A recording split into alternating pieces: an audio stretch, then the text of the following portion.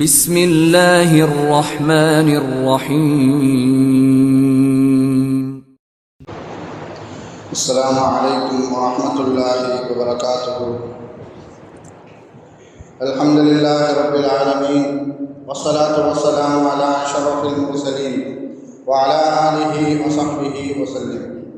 إن الحمد لله نحمده ونستعينه ونستغفره ونؤمن به ونتوكل عليه، ونعوذ بالله من شرور أنفسنا ومن سيئات أعمالنا. من يهده الله فلا مضل له ومن يضلله فلا هادي له، وأشهد أن لا إله إلا الله وحده لا شريك له، وأشهد أن محمدا عبده ورسوله. قال الله تعالى: يا أيها الذين آمنوا اتقوا الله حق تقاته ولا تموتن إلا وأنتم مسلمون. وقال تعالى أيضا: يا أيها الناس اتقوا ربكم الذي خلقكم من نفس واحدة وخلق منها زوجها وبث منهما رجالا كثيرا ونساء، واتقوا الله الذي تساءلون به والأرحام إن الله كان عليكم رقيبا. وقال تعالى أيضا: يا أيها الذين آمنوا اتقوا الله وقولوا قولا سديدا يصلح لكم أعمالكم ويغفر لكم ذنوبكم، ومن يطع الله ورسوله فقد فاز فوزا عظيما. صدق الله العلي العظيم. قال نبينا صلى الله عليه وسلم: فإن الأصدق الحديث كتاب الله، وخير الهدي هدي محمد صلى الله عليه وسلم، وشر الأمور محدثاتها، وكل محدثة بدعة، وكل بدعة ضلالة، وكل ضلالة في النار. வார்த்தைகளில் சிறந்தது அல்லாஹ்வுடைய வார்த்தை என்றும், வழிகாட்டுதலில் சிறந்தது நபிகள் நாயகம் ஸல்லல்லாஹு அலைஹி வஸல்லம் அவர்களுடைய வழிகாட்டுதல் என்றும், காரியங்களில் மிக மிக கெட்டது மார்க்கத்தில் புதுமையை உண்டாக்குவது. ஒவ்வொரு புதுமையான காரியம் வழிகேடுகள் அனைத்தும் உங்களை நரகில் கொண்டு போய் சேர்க்கும் என்று நமது நபி ஸல்லல்லாஹு அலைஹி வஸல்லம் அவர்கள் தங்களுடைய ஒவ்வொரு சொற்பொழிவிலும் இந்த மனித சமுதாயத்திற்கு ஞாபகப்படுத்தியதை இந்த நல்ல சந்தர்ப்பத்தில் இங்கு ஒன்று கூடியிருக்கின்ற உங்களுடைய சிந்தனையிலும் ஆரம்பமாக இந்த நபிமொழியை ஞாபகப்படுத்தி எனது உரையை ஆரம்பம் செய்கிறேன். அல்ஹம்துலில்லாஹ். கண்ணியமானவர்களே, அல்லாஹ் நல்லடியார்களே, அல்லாஹ் தஆலா தன்னுடைய ஏகத்துவ கலிமாவை எத்தி வைப்பதற்காக வேண்டி இந்த உலகத்தில் எண்ணற்ற நபிமார்களையும் ரசூல்மார்களையும் அனுப்பி வைத்தான். அவர்கள் அனைவருமே அல்லாஹுடைய கட்டளையின்படி அவர்களுக்கு அனுப்பப்பட்ட சமுதாய மக்களிடத்தில் அல்லாஹுடைய ஏகத்துவ கலிமாவை எத்தி வைத்தார்கள். அத்தனை நபிமார்கள் மீதும் ரசூல்மார்கள் மீதும் இறுதியாக வந்த நமது நபி ஸல்லல்லாஹு அலைஹி வஸல்லம் அவர்கள் மீதும் அவர்களுக்கு இறங்கிய இறை செய்தியை கண்ணால் கண்டும் காதால் கேட்டும் அப்படியே ஈமான் கொண்ட உத்தம சத்திய சஹாபாக்கள் சஹாபி பெண்மணிகள் மீதும் அவர்களுக்கு பின் வந்த தாபீன்கள் தபா தாபீன்கள் இமாம்கள் நல்லோர்களின் மீதும் குறிப்பாக இந்த ஜும்மாவில் அல்லாஹ்வை பற்றியும் அவனுடைய தூதர் முஹம்மது நபி ஸல்லல்லாஹு அலைஹி வஸல்லம் அவர்களை பற்றியும் தெரிந்து கொள்வதற்காக வேண்டி இங்கு ஒன்று கூறியிருக்கின்ற உங்கள் மீதும் என் மீதும் உங்களது குடும்பத்தாரின் மீதும் எனது குடும்பத்தாரின் மீதும் அல்லாஹுடைய சாந்தியும் சமாதானமும் பொருத்தமும் மன்னிப்பும் இன்றும் என்றென்றும் உண்டாவதாக என்று கூறி எனது உரையை ஆரம்பம் செய்கிறேன். அல்ஹம்துலில்லாஹ். கண்ணியமானவர்களே, அல்லாஹ் நல்லடியார்களே, அல்லாஹுடைய மகத்தான கிருபையினால் நாம் எல்லாம் ஒரு மகத்தான ஒரு மாதத்தில் இருந்து கொண்டிருக்கின்றோம்.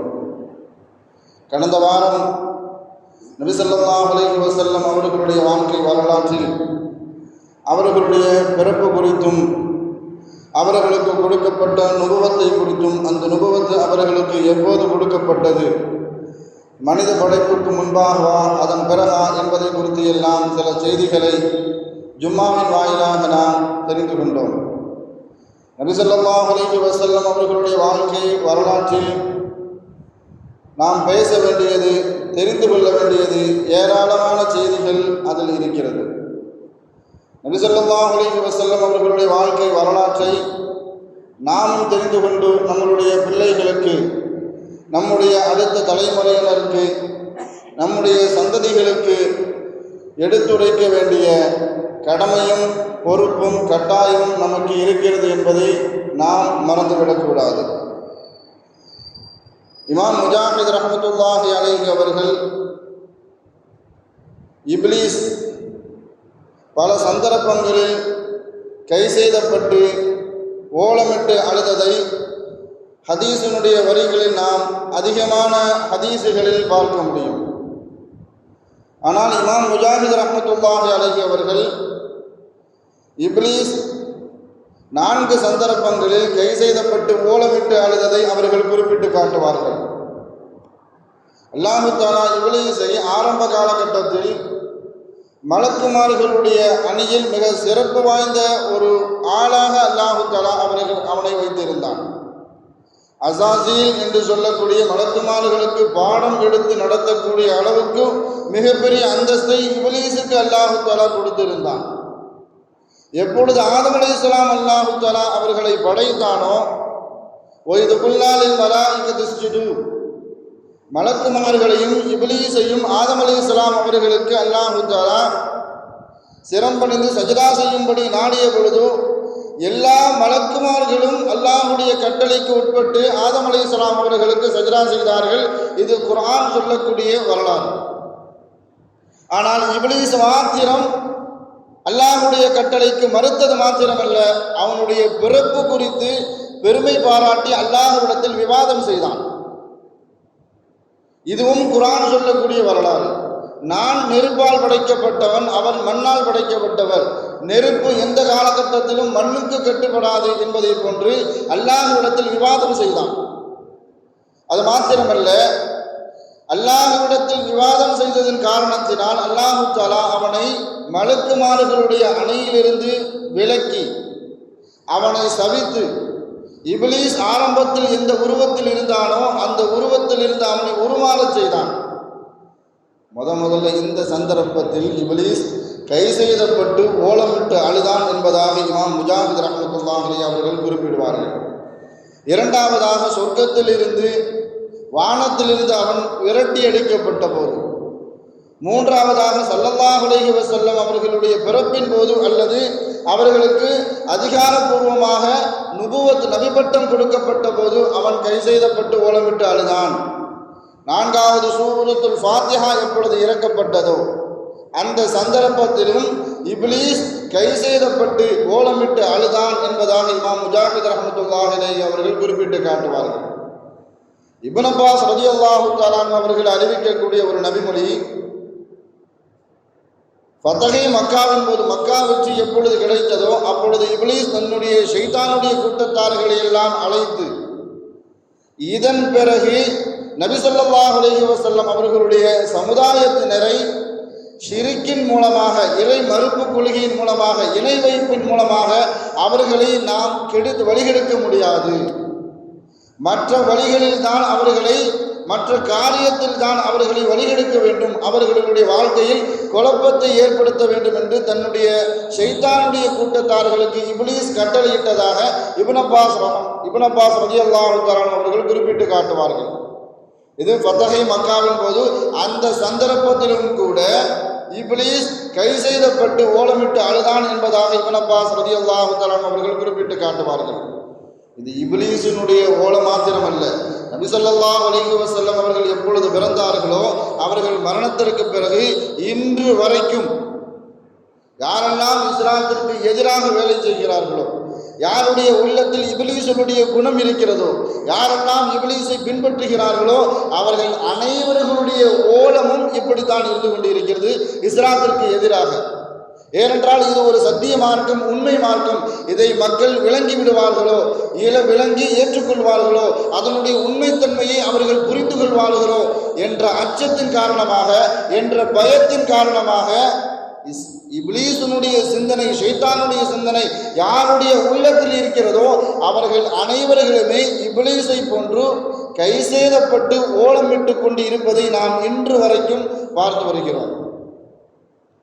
நபி ஸல்லல்லாஹு அலைஹி வஸல்லம் அவர்களுடைய பெரிய தந்தை அப்பாஸ் ரலியல்லாஹு பின்னால் காலத்தில் நபி ஸல்லல்லாஹு அலைஹி வஸல்லம் அவர்களிடத்தில் சொல்லி காட்டினார்கள். அப்பாஸ் ரலியல்லாஹு, யா ரசூலல்லாஹ், நீங்கள் என்னுடைய சகோதரனின் மகன் என்பதின் காரணத்தினால் மாத்திரம் நான் இஸ்லாத்தை ஏற்றுக்கொள்ளவில்லை. அல்லாஹு தஆலா உங்களுக்கு நுபுவத் என்ற இறை பட்டத்தை கொடுத்து நபி பட்டத்தை கொடுத்து அல்லாஹு தஆலா உங்களை அனுப்பி இருக்கிறான் என்பதின் காரணத்தினால் மாத்திரம் நான் இஸ்லாத்தை ஏற்றுக்கொள்ளவில்லை. மாறாக சிறு வயதில் இருந்து நான் உங்களை கவனித்து வருகிறேன். நுபுவத்தினுடைய அடையாளத்தை நான் உங்களிடம் சிறு வயதில் இருந்து பார்த்து வருகிறேன் என்பதாக அப்பாஸ் ரலியல்லாஹு தஆலா அவர்கள் சொல்லி காட்டினார்கள். நீங்கள் சிறிய வயதாக இருக்கும் பொழுது, சின்ன பிள்ளையாக இருக்கும் பொழுது சந்திரனிடம் நீங்கள் பேசினீர்கள். சந்திரனை பார்த்து நீங்கள் செய்கை செய்தால், கையசைத்தால் அது உங்களின் பக்கம் சாய்ந்து வருவதை நான் பார்த்திருக்கிறேன் என்பதாக அப்பாஸ் ரலியல்லாஹு தஆலா அவர்கள் சொல்லி காட்டினார்கள். நபி ஸல்லல்லாஹு அலைஹி வஸல்லம் அவர்கள் இந்த கருத்தை மறுக்கலை, ஆமோதித்தார்கள். நீங்கள் சொல்வது உண்மைதான், நான் சின்ன பிள்ளையாக இருக்கும் போது சந்திரனிடம் பேசியிருக்கிறேன் என்பதாக அப்பாஸ் ரலியல்லாஹு தஆலா அவர்களிடத்தில் ஸல்லல்லாஹு அலைஹி வஸல்லம் அவர்கள் சொல்லி காட்டினார்கள். ஆரம்ப காலகட்டத்தில் அரபிகளிடத்தில், அதுவும் மக்காவை சுற்றி இருக்கக்கூடிய கிராமப்புறத்தில் இருக்கக்கூடிய பழக்க வழக்கம் என்னன்னு சொன்னால், மக்காவில் இருக்கக்கூடிய பணக்கார பிள்ளைகளை எடுத்து வளர்த்து அவர்களுக்கு பாலூட்டக்கூடிய, வாடகை தாயாக இருந்து பாலூட்டக்கூடிய பழக்கம் மக்காவை சுற்றியுள்ள கிராமப்புறத்தில் அன்றைய காலகட்டத்தில் ஒரு பழக்கம் இருந்தது. ஹலீமத்து சாதியா ரலியல்லாஹு தஆலா அவர்கள் நபி ஸல்லல்லாஹு அலைஹி வஸல்லம் அவர்களை, அதாவது மக்காவுக்கு வராங்க, ஏதாவது ஒரு பணக்கார வீட்டு குழந்தை நமக்கு கிடைக்காதா, அதை எடுத்து நாம் வாடகைக்காக வேண்டி, கூலிக்காக வேண்டி பால் கொடுத்து நாம் ஏதாவது கூலியை பெற்றுக்கொள்ளலாம், பரிசுகளை பெற்றுக்கொள்ளலாம் என்ற ரீதியில் தன்னோட கிராம மக்களோடு சேர்ந்து ஹலீமத்து சாதியா வராங்க மக்காவுக்குள்ள. அவங்க கூட்டத்தார்கள் அனைவருக்கும் பிள்ளை கிடைத்து விட்டது, குழந்தை கிடைத்து விட்டது. ஆனால் யாருமே நபி ஸல்லல்லாஹு அலைஹி வஸல்லம் அவர்களை போய் எடுக்கலை. என்ன காரணம் சொன்னால், நபி ஸல்லல்லாஹு அலைஹி வஸல்லம் அவர்கள் தந்தை இல்லாமல் அன்றைய காலகட்டத்தில் இருந்தார்கள். அனாதை என்பதின் காரணத்தினால் இந்த குழந்தை எடுத்தால் நமக்கு பெரிய அளவுக்கு தொகை கிடைக்காது, பணம் கிடைக்காது, பரிசுகள் கிடைக்காது என்பதின் காரணத்தினால் அந்த கிராமப்புறத்தில் வந்த எந்த தாய்மார்களும் நபி ஸல்லல்லாஹு அலைஹி வஸல்லம் அவர்களை எடுக்கலை. ஆனால் ஹலீமத்து சாதியா இந்த குழந்தை மாத்திரம்தான் பாக்கி இருக்கிறது, இதை நாம் எடுத்து வளர்ப்பதன் காரணத்தினால் அல்லாஹு தஆலா பரக்கத்து செய்யக்கூடும் என்ற ரீதியில் நபி ஸல்லல்லாஹு அலைஹி வஸல்லம் அவர்கள் குழந்தையாக இருக்கும் பொழுது அவங்கள போய் வாங்குறாங்க. ஹலீமத்து சாதியா சொல்றாங்க, அந்த குழந்தையை நான் கையில் வாங்கும் பொழுது நபி ஸல்லல்லாஹு அலைஹி வஸல்லம் அவர்கள் தூங்கி கொண்டு இருந்தார்கள். அவர்களுடைய தூக்கத்தை கலைத்து விடக்கூடாது என்ற ரீதியில் நான் ரொம்ப கவனமாக அந்த குழந்தையை என் கையில் வாங்கினேன். நான் கையில் வாங்கினோன்னு அந்த குழந்தை முழிச்சிருச்சு. முழிச்ச உடனே அந்த கண்ணை திறந்து பார்த்தது, அந்த கண்களில் இருந்து பிரகாசம் வானை நோக்கி சென்றதை நான் பார்த்தேன் என்பதாக ஹலீமத்து சாதியா ரலியல்லாஹு தஆலா அன்ஹா அவர்கள் அறிவித்து தருவார்கள். நபி ஸல்லல்லாஹு அலைஹி வஸல்லம் அவர்களுடைய வளர்ச்சியை குறித்து ஹலீமத்து சாதியா சொல்லி காட்டுவார்கள். மற்ற சாதாரண குழந்தை மாதிரி நபி ஸல்லல்லாஹு அலைஹி வஸல்லம் அவர்களுடைய வளர்ச்சி இல்லை. எல்லா குழந்தையும் ஒவ்வொரு காலகட்டத்திலும் ஒவ்வொரு செயல்பாடுகளை செய்வார்கள். ஒரு 3 மாதம் கழித்து தான் ஒரு குழந்தையாக இருந்தால் அந்த குழந்தையினுடைய தலை நிற்கிறதுக்கு 3 மாதம் ஆகும். அந்த குழந்தை நம்ம முகம் பார்த்து சிரிக்கிறதுக்கு கிட்டத்தட்ட ஒரு 3 மாத காலம் ஆகும். நம் முகம் பார்க்கறதுக்கே கிட்டத்தட்ட ஒரு 40 நாள் கழிய வேண்டும். மற்ற பொருட்களை பார்த்து கைகாலை அசைவதற்கு ஒரு சில காலகட்டம் பிடிக்கும். ஒரு குழந்தைய உட்கார வைக்கிறதா இருந்தாலே ஒரு 6 மாதம் 7 மாதம் கழித்து தான் ஒரு குழந்தைய தனியாக உட்கார வைக்க முடியும். அந்த குழந்தை தவழுவதாக இருந்தால் ஒரு 8 மாதம் 9 மாதம் ஆக வேண்டும். இப்படி ஒவ்வொரு காலகட்டத்திலும் ஒரு குழந்தை, சாதாரண குழந்தையினுடைய வளர்ச்சி இப்படித்தான் நகரும். ஆனால் நபி ஸல்லல்லாஹு அலைஹி வஸல்லம் அவர்கள் 1 மாத குழந்தையாக இருக்கும் சமயத்திலேயே 1 வயது குழந்தை எப்படி வளர்ச்சி பெற்று இருக்குமோ அந்த வளர்ச்சியை நபி ஸல்லல்லாஹு அலைஹி வஸல்லம் அவர்கள் பெற்றிருந்தார்கள் என்பதாக ஹலீமத்து சாதியா ரலியல்லாஹு தஆலா அவர்கள் சொல்லி காட்டுவார்கள். நபி ஸல்லல்லாஹு அலைஹி வஸல்லம் அவர்கள் 2 வயதாக இருந்த பொழுது அவர்கள் 7 வயதினுடைய குழந்தை எப்படி வளர்ச்சி பெற்று இருக்குமோ, எப்படி விவரம் தெரிந்த குழந்தையாக இருக்குமோ, அதுபோன்று நபி ஸல்லல்லாஹு அலைஹி வஸல்லம் அவர்கள் 2 வயதாக இருக்கும் பொழுது அந்த வளர்ச்சியை நபி ஸல்லல்லாஹு அலைஹி வஸல்லம் அவர்கள் பெற்றிருந்தார்கள் என்பதாக ஹலீமத்து சாதியா ரலியல்லாஹு தஆலா அவர்கள் சொல்லி காட்டுவார்கள். அவர்களுடைய வளர்ச்சி இந்த அளவுக்கு அபார வளர்ச்சியாக இருந்தது என்பதாக ஹலிமத்து சாதியா ரலியல்லாஹு தஆலா அவர்கள் சொல்லி காட்டுவார்கள். பொதுவாக நபிமார்களுக்கு அல்லாஹ் தஆலா கொடுக்கக்கூடிய வலிமை, அதனுடைய பலம் என்பதை குறித்து அதிகமாக, அதாவது நபிமார்களுடைய பலமும் சரி, சாதாரண மனிதர்களுடைய பலம், நபிமார்களுக்கு அல்லாஹ் தஆலா வலிமையை கொடுப்பதாக இருந்தால், பலத்தை கொடுப்பதாக இருந்தால், சாதாரண மனிதர்களை விடவும் பன்மடங்கு பலத்தையும் வலிமையும் அல்லாஹ் தஆலா நபிமார்களுக்கு கொடுத்திருப்பான். ஆனால் நபி ஸல்லல்லாஹு அலைஹி வஸல்லம் அவர்கள் உலக மக்கள் யாருக்கும் கொடுக்காத பலத்தையும் வலிமையும் நபி ஸல்லல்லாஹு அலைஹி வஸல்லம் அவர்களுக்கு அல்லாஹ் தஆலா கொடுத்திருந்தான். மக்காவில் ருக்கானா என்று சொல்லக்கூடிய ஒரு மல்யுத்த வீரர் இருந்தார். அவர் நபி ஸல்லல்லாஹு அலைஹி வஸல்லம் அவர்களை மல்யுத்த அந்த சண்டைக்காக வேண்டி அழைக்கிறார். யா ரசூலல்லாஹ், நீங்கள் என்னை மல்யுத்தத்தில் வெற்றி பெற்று விட்டால் நான் இஸ்லாத்தை ஏற்றுக்கொள்வேன். மல்யுத்தத்தில் என்ன ஜெயிச்சிட்டீங்க அப்படின்னு சொன்னால் நான் இஸ்லாத்தை ஏற்றுக்கொள்வேன் என்பதாக ருக்கானா சொல்றார். ஆனால் 2 மலக்குமார்கள் நபி ஸல்லல்லாஹு அலைஹி வஸல்லம் அவர்கள் சிறு குழந்தையாக இருக்கும் பொழுதே அவர்களுடைய பலம் குறித்து, அவர்களுடைய வலிமையை குறித்து 2 மலக்குமார்களுக்கு மத்தியில் தர்க்கம் நடந்து கொண்டிருந்தது. ஆனால் நபி ஸல்லல்லாஹு அலைஹி வஸல்லம் அவர்கள் ருக்கானாவை ஒரே அடியில் வீழ்த்தி விட்டார்கள். அவரும் இஸ்லாத்தை ஏற்றுக்கொண்டார். 2 மலக்குமார்கள் என்ன பேசிக்கிட்டாங்கன்னு சொன்னால், இவருக்கு அல்லாஹ் தஆலா அவர்களுடைய சமூகத்திலிருந்து 10 மனிதர்களுடைய பலத்தை அல்லாஹ் தஆலா இவருக்கு கொடுத்திருக்கின்றான் என்பதாக ஒரு மலக்கு சொல்றாங்க. இன்னொரு மலக்கு சொல்லி காட்டுறாங்க, இல்லை அவருடைய சமூகத்திலிருந்து 100 மனிதர்களுடைய பலம் என்ன இருக்குமோ அந்த பலத்தை அல்லாஹ் தஆலா இவருக்கு கொடுத்திருக்கிறான். இன்னொரு மலக்கு சொல்றாரு, இல்லை 1000 பேர்களுடைய மலக்கு, 1000 மனிதர்களுடைய பலத்தை அல்லாஹ் தஆலா வலிமையை முஹம்மது ஸல்லல்லாஹு அலைஹி வஸல்லம் அவர்களுக்கு கொடுத்து இருக்கிறான் என்பதாக இன்னொரு மலக்கு சொல்லி காட்டுறாங்க. ஜிப்ரீல் அலைஹிஸ்ஸலாம் அவர்கள் சொல்லி காட்டினார்கள், 10 மனிதர்களுடைய பலமோ 100 மனிதர்களுடைய பலமோ இல்லை, இந்த சமூகத்தினுடைய அனைத்து மனிதர்களுடைய பலத்தையும் அல்லாஹ் தஆலா ஒட்டுமொத்தமாக நபி ஸல்லல்லாஹு அலைஹி வஸல்லம் அவர்களுக்கு அல்லாஹ் தஆலா கொடுத்து இருக்கிறான் என்பதாக ஜிப்ரீல் அலைஹிஸ்ஸலாம் அவர்கள் சொல்லி காட்டினார்கள். 2 வயசுல ஹலீமத்து சாதியா ரலியல்லாஹு தஆலா அன்ஹா நபி ஸல்லல்லாஹு அலைஹி வஸல்லம் அவர்களுக்கு பால் குடியை நிப்பாட்டுறாங்க. அந்த நேரத்தில் நபி ஸல்லல்லாஹு அலைஹி வஸல்லம் அவர்கள் ஓதிய அந்த கலிமாவை ஹலீமத்து சாதியா ரலியல்லாஹு தஆலா அன்ஹா அவர்கள் பதில் சொல்வார்கள், சுப்ஹானல்லாஹ், அல்லாஹு அக்பர் கபீரா, வல்ஹம்துலில்லாஹி கஸீரா, சுப்ஹானல்லாஹி புக்ரத்தன் வாசீலா. நபி ஸல்லல்லாஹு அலைஹி வஸல்லம் அவர்களுக்கு இந்த பால் குடியை நிப்பாட்டிய சமயத்தில், நிறுத்திய சமயத்தில் நபி ஸல்லல்லாஹு அலைஹி வஸல்லம் அவர்கள் ஓதிய அந்த கலிமாவை ஹலீமத்து சாதியா ரலியல்லாஹு தஆலா அவர்கள் சொல்லி காட்டுவார்கள். சின்ன வயசிலிருந்து அல்லாஹ் தஆலா அவர்களை எப்படி பேணி பாதுகாத்து வந்தான்னு சொன்னால், மற்ற சாதாரணமான குழந்தைகள் விளையாடுவது போல, வீணான காரியங்களில் ஈடுபடுவது போல நபி ஸல்லல்லாஹு அலைஹி வஸல்லம் அவர்கள் எந்த வீணான விளையாட்டிலும் சரி, சாதாரணமான காரியங்களிலும் சரி அவர்களை ஈடுபட விடாமல் அல்லாஹ் தஆலா பாதுகாத்து வந்தான். ஏனென்றால் பிந்தைய காலகட்டத்தில் அல்லாஹ் தஆலா அவர்களுக்கு நுபுவத்து என்ற மாபெரும் பொறுப்பை அவர்களுக்கு கொடுக்க வேண்டும் என்பதற்காக வேண்டி எந்த வீணான விளையாட்டுகளிலோ, வீணான காரியங்களிலோ, வீணான செயல்பாடுகளிலோ அனைத்திலும் ஈடுபடுவதை விட்டும் அல்லாஹ் தஆலா அவர்களை பாதுகாத்து வந்தான். மக்காவில் மிகப்பெரிய ஒரு பஞ்சம்.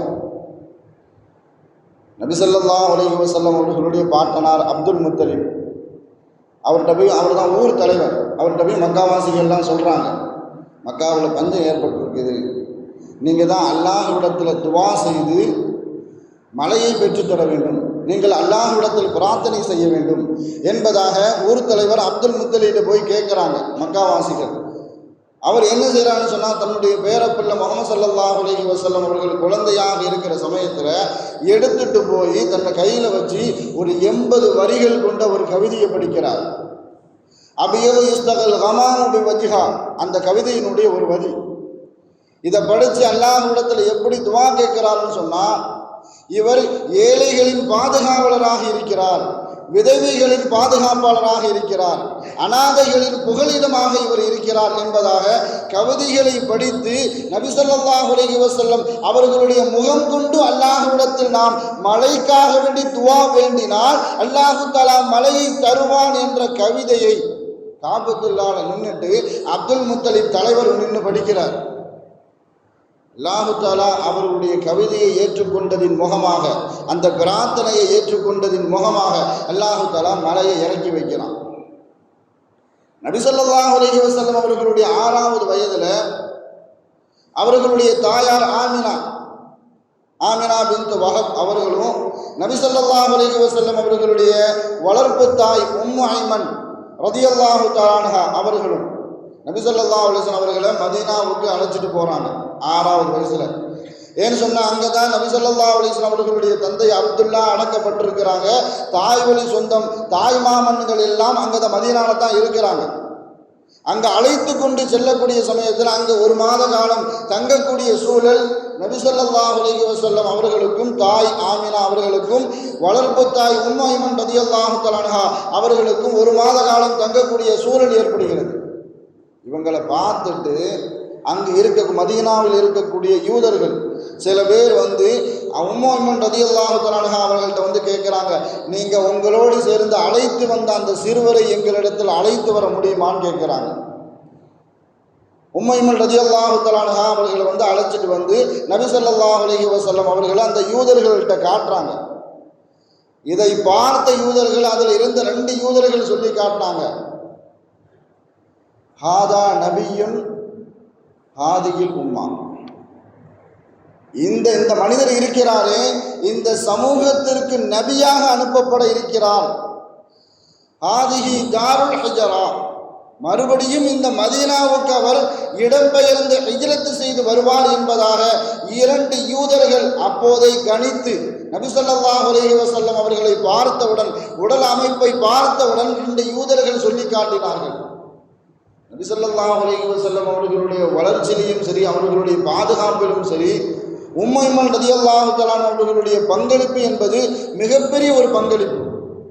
என்ன சொன்னால் அடிக்கடி சொல்லி காட்டுவாங்க, உம்மி பாத உம்மி, என் தாய்க்கு பின் என் தாய் என்பதாக உம்மு ஐமன் ரலியல்லாஹு தஆலா அன்ஹா அவர்களை நபி ஸல்லல்லாஹு அலைஹி வஸல்லம் அவர்கள் இந்த சமூகத்திற்கு அதிகமான இடங்களில் அடையாளப்படுத்தி இருக்கிறார்கள். நபி ஸல்லல்லாஹு அலைஹி வஸல்லம் அவர்களுடைய பிறப்பில் இருந்து அவர்களுடைய இறப்பு வரைக்கும் எல்லா விதமான இன்பத் துன்பங்களிலும் ஈடு கொடுத்தவர்கள் உம்மு ஐமன் ரலியல்லாஹு தஆலா அன்ஹா அவர்கள். இதன் காரணத்தினாலேயே அவர்களை பற்றி இந்த சமூகத்திற்கு அடையாளப்படுத்தும் பொழுது, அறிமுகப்படுத்தும் பொழுது உம்மி பாத உம்மி, என் தாய்க்கு பின் இவர்தான் தாய் என்பதாக நபி ஸல்லல்லாஹு அலைஹி வஸல்லம் அவர்கள் உங்களை அடையாளப்படுத்துவாங்க. நபி ஸல்லல்லாஹு அலைஹி வஸல்லம் அவர்கள் பிறந்து 7வது நாள் பாட்டனார் அப்துல் முத்தலிப் மக்காவாசிகளை எல்லாம் அழைத்து ஹகீகா கொடுக்கிறார். ஹகீகா என்பது நபி ஸல்லல்லாஹு அலைஹி வஸல்லம் அவர்கள் மக்காவில் இஸ்லாத்தை அறிமுகப்படுத்துவதற்கு முன்பாகவே அரபிகளிடத்தில் இருந்த ஒரு நல்ல பழக்க வழக்கம். அரபுகளிடத்தில் இருந்த எதையெல்லாம் நல்ல பழக்க வழக்கமாக இருந்ததோ அதையெல்லாம் அல்லாஹ் தஆலா இஸ்லாத்தில் அங்கீகரித்தது மாத்திரமல்ல, அடையாளப்படுத்தினது மாத்திரமல்ல, அதை நடைமுறைப்படுத்துவதற்கு அல்லாஹ் தஆலா அனுமதி கொடுத்தான். அதில் ஒரு விஷயம் ஹகீகா கொடுத்து மக்காவாசிகளை எல்லாம் அழைத்து அவர் விருந்து கொடுக்கிறார் அப்துல் முத்தலிப். இப்போ மக்காவாசிகளை ஒரு ஆள் கேட்கிறார், உங்களுடைய மகன், அதாவது பேரப்பிள்ளையாக இருந்தாலும் மக்காவாசிகளுக்கு ஒரு பழக்கம், மகன் என்று சொல்லி அழைப்பது தான் மக்கா அரபிகளுடைய ஒரு பழக்கம். உங்களுடைய மகனுக்கு என்ன பெயர் வச்சிருக்கிறீங்க என்பதாக கேட்கிறார்கள். அப்போ நான் அப்துல் முத்தலிப் சொல்கிறாங்க, என்னுடைய மகனுக்கு முஹம்மத் என்பதாக பெயர் வைத்திருக்கிறேன், புகழுக்குரியவர். மக்காவாசிகளுக்கெல்லாம் ஆச்சரியமாக போச்சு. ஏன்னா அதுக்கு முன்னாடி வரைக்கும் இந்த பெயர் வைத்ததாக மக்காவாசிகள்கிட்ட பழக்கம் இல்லை, இந்த பெயரை கேள்விப்பட்டதே இல்லை மக்காவாசிகள். அந்த மாதிரி சமயத்தில் மக்காவாசிகள் கேட்குறாங்க, இந்த பெயரை ஏன் தேர்ந்தெடுத்தீர்கள், இந்த பெயர் வைப்பதற்குண்டான காரணம் என்ன என்பதாக அப்துல் முத்தலிப்பிடம் கேட்கக்கூடிய சமயத்தில் அப்துல் முத்தலிப் கூறினார், என்னுடைய மகனை வானத்தில் இருக்கக்கூடிய இறைவனால் அவனுடைய பெயர் புகழப்பட வேண்டும், பூமியில் இருக்கக்கூடிய இறைவனின் அடியார்களால், இறைவனுடைய படைப்புகளாலும் என்னுடைய மகன், என்னுடைய பேரப்புள்ள புகழப்பட வேண்டும் என்பதாக அப்துல் முத்தலிப் மக்காவாசிகளுக்கு என்ன செய்தார், அறிவித்து கொடுத்தார். நபி ஸல்லல்லாஹு அலைஹி வஸல்லம் அவர்களுக்கு ஹத்னா எப்பொழுது செய்யப்பட்டது என்பதாக குறித்து 3 விதமான ரிவாயத்துகள், 3 விதமான அறிவிப்புகள் உண்டு.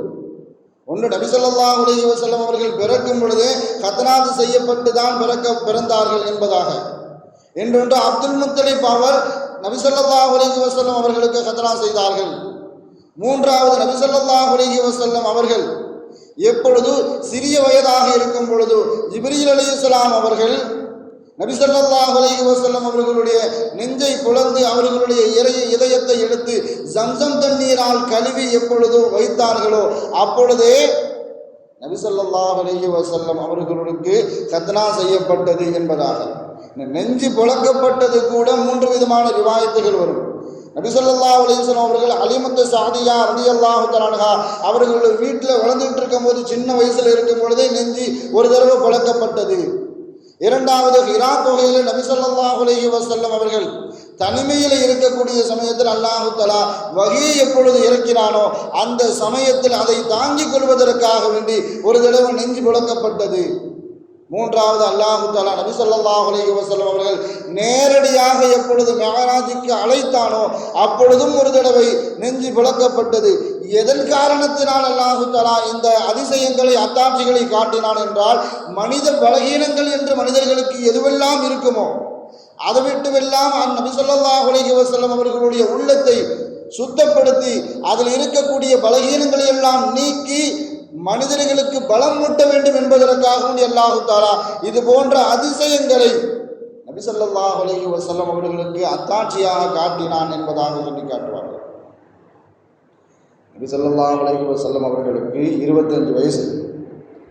வணிகத்தில் கொடிகிட்டு பறக்கிறாங்க. அவர்கள் செய்யக்கூடிய வியாபாரம், அவர்களுடைய நேர்மையான வார்த்தை, அவர்கள் வணிகர்களாக வரக்கூடிய யாரெல்லாம் வியாபாரம் செய்யக்கூடியவர்களாக வருகிறார்களோ அவர்களிடத்தில் நல்ல விதமான பேச்சுவார்த்தை நடத்தி அவர்களுடைய வியாபார தந்திரம், வியாபார யுக்தி இதையெல்லாம் கண்ட அபூ தாலிப் நான் ஒரு ஆள்கிட்ட போய் சேர்த்து விடுறேன் என்பதாக ஹதீஜா ரலியல்லாஹு தஆலா அவர்களுடைய வியாபார குழுவில் போய் சேர்த்து விடுறாங்க. அந்த வியாபார குழுவில் சிரியாவுக்கு ஒரு வியாபாரியாக என்ன செய்கிறாங்க, ஸல்லல்லாஹு அலைஹி வஸல்லம் அவர்கள் 25 வயசில் போகிறாங்க. அவங்க கூட மைசரா என்று சொல்லக்கூடிய ஹதீஜா ரலியல்லாஹு தஆலா அவர்களுடைய பணியால் ஒரு ஆளை அனுப்பி வைக்கிறாங்க. இவங்க செய்கிற வியாபாரத்தை பார்த்து அவங்க கஸ்டமர்கிட்ட பேசக்கூடிய, நுகர்வோர்கிட்ட பேசக்கூடிய அந்த வார்த்தைகள், கண்ணியமான வார்த்தை எல்லாத்தையும் பார்த்து அசந்து போன மைசரா ரலியல்லாஹு தஆலா ஹதீஜா ரலியல்லாஹு அன்ஹா போய் சொல்கிறாங்க, நீங்கள் எங்கள் கூட குருவியாக அனுப்பி வச்சிங்களே ஒரு ஆள், வியாபாரத்துக்காக வேண்டி அனுப்பி வைத்தீர்களே, அவர் நல்ல விதமாக நேர்மையான முறையில் வாய்த்திறன் படைத்தவராக இருக்கிறார். பொதுவாக ஒரு கம்பெனிலேயோ வியாபார கூட்டத்திலேயோ ஒருத்தனுக்கு போட்டி வந்துருச்சுன்னு சொன்னால் போட்டு கொடுக்க தான் செய்வான். நல்ல விதமாக என்ன செய்ய மாட்டான், யாரையும் பார்த்து சொல்ல மாட்டான். நாம் மைசரா ரலியல்லாஹு தஆலா அவர்கள் நபி ஸல்லல்லாஹு அலைஹி வஸல்லம் அவர்களை குறித்து தன்னுடைய எஜமான் ஹதீஜா ரலியல்லாஹு தஆலா அவர்கள்ட்ட போய் சொல்றாரு. நல்ல விதமாக என்ன செய்கிறார், வாய் திறமையில நல்ல கஸ்டமர்கிட்ட பேசும்போது நல்ல வாய் திறமையாக பேசுகிறார், நேர்மையான முறையில் வியாபாரம் செய்கிறார் என்பதாக நபி ஸல்லல்லாஹு அலைஹி வஸல்லம் அவர்களை குறித்து நல்ல விதமான கருத்துக்களை சொன்னதின் காரணத்தினால் அவர்கள் மீது ஒரு முஹப்பத் ஏற்பட்டு மாப்பிள்ளை கேட்டு அனுப்புகிறாங்க. ஹதீஜா ரலியல்லாஹு தஆலா அபூ தாலிபை கேட்டு அனுப்பும்போது அபூ தாலிபும் அதுக்கு சம்மதம் தெரிவித்து 2 பேருக்கும் திருமணம் முடித்து வைத்தார்கள் அபூ தாலிப். அதன் பிறகுதான் அல்லாஹு தஆலா அவர்களுக்கு ஹதீஜா ரலியல்லாஹு தஆலா அவர்களின் மூலமாக 4 பெண் குழந்தைகளும் 2 ஆம்பளை பிள்ளைங்க அப்துல்லா காசிம் என்று சொல்லக்கூடிய 2 ஆம்பளை பிள்ளைகளையும் அல்லாஹு தஆலா அவர்களின் மூலமாக குழந்தை பாக்கியத்தை அல்லாஹு தஆலா கொடுத்தான். நபி ஸல்லல்லாஹு அலைஹி வஸல்லம் அவர்களுடைய 40வது வயதில் அல்லாஹு தஆலா அதிகாரப்பூர்வமாக இந்த உலகத்தில் நபியை அறிவிப்பதற்கு 6 மாதத்திற்கு முன்பாக அல்லாஹு தஆலா நபி ஸல்லல்லாஹு அலைஹி வஸல்லம் அவர்களுக்கு கனவின் மூலமாக வஹி அனுப்புகிறான். வஹினா எப்படி இருக்கும், அவர்கள் இரவுல காண்கக்கூடிய கனவு மறுநாள் காலையில் தெளிவாக நடக்கக்கூடிய விஷயமாக அல்லாஹு தஆலா அப்படி அவர்களுக்கு பயிற்சி கொடுக்குறான். தனிமையில் போயிட்டு இருக்கும்போது ஒரு சத்தம் வரும், யா முஹம்மத், அப்படி திரும்பி பார்ப்பாங்க, ஆளே இருக்காது. இப்படி ஜிப்ரீல் அலைஹிஸ்ஸலாம் அவர்களுடைய சப்தத்தை அல்லாஹு தஆலா முதலாக என்ன செய்கிறான், நபி ஸல்லல்லாஹு அலைஹி வஸல்லம் அவர்களுக்கு 40 அதாவது நபி பட்டம் கொடுப்பதற்கு 6 மாதத்திற்கு முன்பாகவே அல்லாஹு தஆலா இந்த சப்தத்தை நபி ஸல்லல்லாஹு அலைஹி வஸல்லம் அவர்களுக்கு பழக்கிறான்.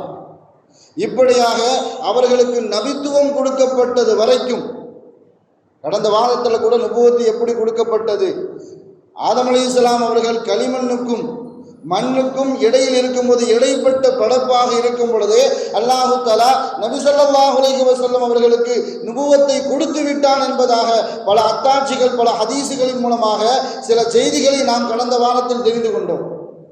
40வது வயசில் அல்லாஹு தஆலா நபி ஸல்லல்லாஹு அலைஹி வஸல்லம் அவர்களுக்கு நபி பட்டத்தை கொடுத்தான்.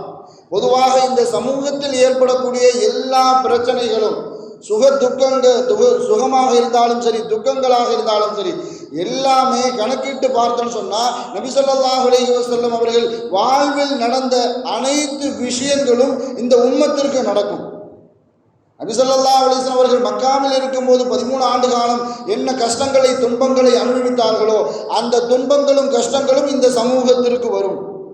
மதீனாவுக்கு சென்ற பிறகு நபி ஸல்லல்லாஹு அலைஹி வஸல்லம் அவர்கள் எப்பொழுது ஆட்சி அமைத்து சந்தோஷமாக ஆட்சி அமைத்து மக்களை எப்படி வழி நடத்தினார்களோ அதுபோன்ற சந்தோஷங்களையும் இன்பங்களையும் இந்த சமூகம் அனுபவிக்கும். அதில் எந்த விதமான மாற்று கருத்தும் இல்லை. அதே மாதிரி தான் இப்போ சமீபத்தில் வக்ஃபு சம்பந்தமாக நிகழ்ச்சி நமக்கு தெரியும், எந்த மாதிரி தீர்ப்பு எழுதுனாங்க அப்படின்னு சொல்லி. இந்தியாவிலேயே 3 துறைகளுக்கு தான் என்னது சொத்துக்கள் அதிகமாக இருக்குது. இராணுவத்துக்கு, ரயில்வே துறைக்கு, 3வது முஸ்லிம்கள் இருக்கக்கூடிய வக்ஃபு துறை. இந்த 3 துறைகள் தான் சொத்துக்கள் அதிகமாக இருக்கக்கூடிய 3 துறை. எப்பொழுதுமே பாசிசத்துக்கு எப்பொழுதுமே ஒரு சிந்தனை, முஸ்லிம்களை எந்த காலகட்டத்திலும் வளர விட்டு விடக்கூடாது, தனிப்பட்ச முறையமாக அவர்களுக்கு சொத்துக்கள் கூட இருந்துவிடக்கூடாது என்பதன் காரணத்தினால் ஒரு சட்டத்தை கொண்டு வந்திருக்கிறாங்க. கிட்டத்தட்ட 1.5 மாத காலம். அதன் சம்பந்தமாக நம்மளை ஒரு சீட்டு எடுத்து ஓட்டெடுக்க போட சொன்னால் முஸ்லிம்கள் அனைவரும் போய் என்ன செஞ்சுருவோம், ஓட்டு போட்டுருவோம்.